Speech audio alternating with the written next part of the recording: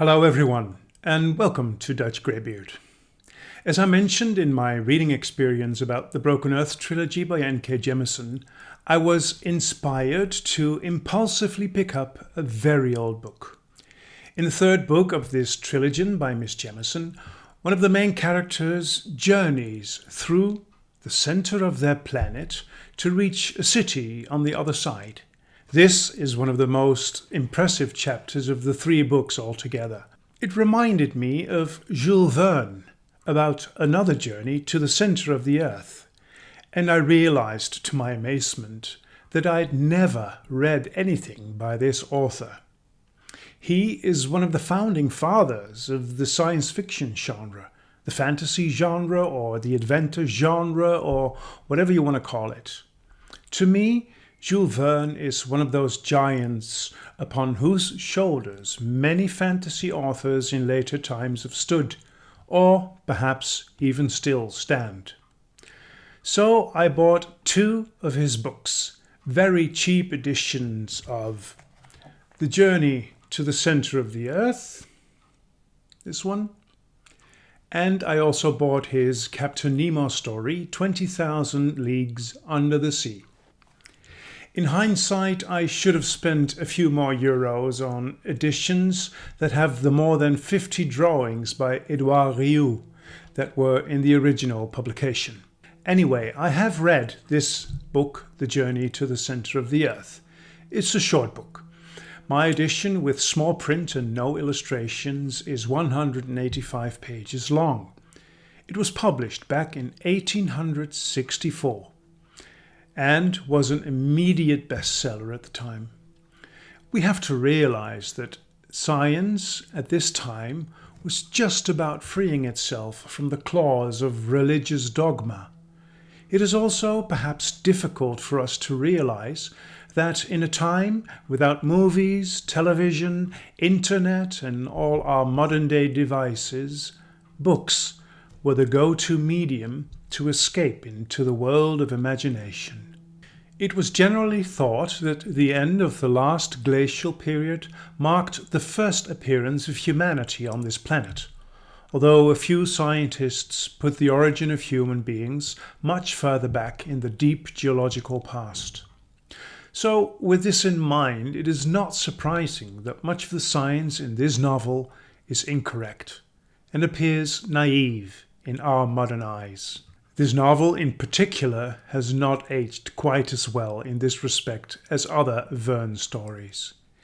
Even though all Jules Verne's books have never been out of print to this day. That is saying a lot. Despite the wobbly scientific underground, I really wanted to get a sense of the real Verne and most certainly enjoyed reading this book.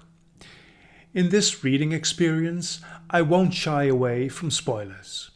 The book is almost 160 years old, so if you haven't read it by now, you probably won't anyway. But for those of you who are considering reading this, warning! The prose is what you might expect it to be. It's archaic, elaborate, and very formal. Take a look, for instance, at this introduction of Professor Liedenbrock, the uncle of Axel who is narrating the story. Fancy a tall spare man of an iron constitution and with a fair complexion which took off a good 10 years from the 50 he must own to. I really like this dusty way of writing, although more than once it got on my nerves as well. Here and there, Verne tries his hand at being funny, which works quite well. Axel is still portraying his uncle, for which he takes about 2 full pages. But the man had no notion how to wait.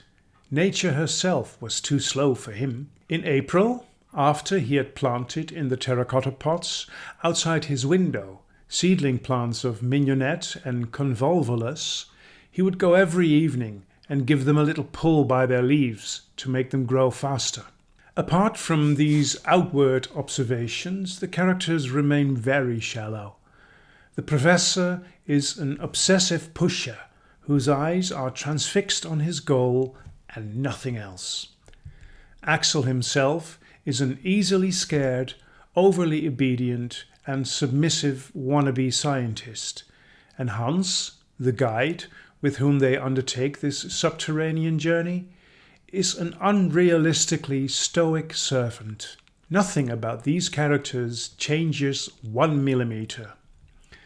Also, their inner workings and actions are at times very unrealistic.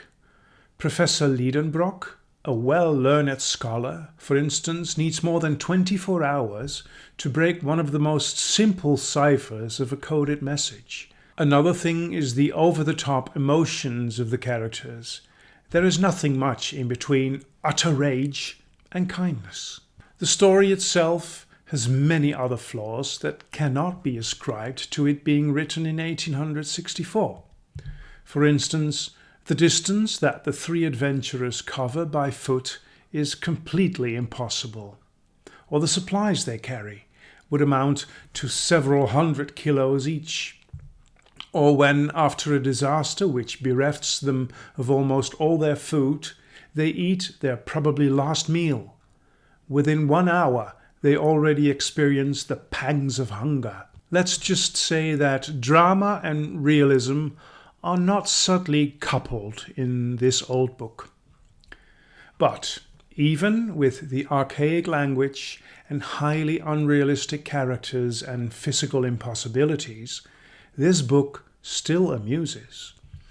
I read it mainly as a sort of study, just to see how writing this form of fantasy was done back in the day.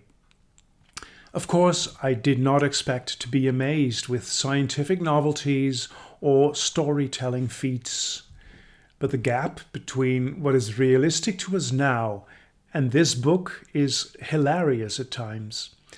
Very funny to me was that when they've already been clamoring through the earth for more than 2 months, Axel suddenly has a question for his uncle.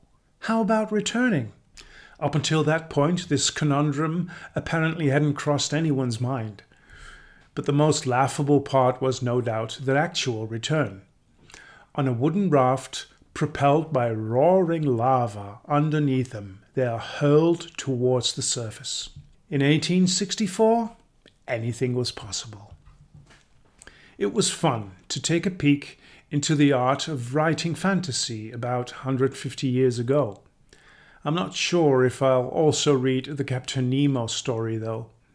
I might just have had my share of naivety.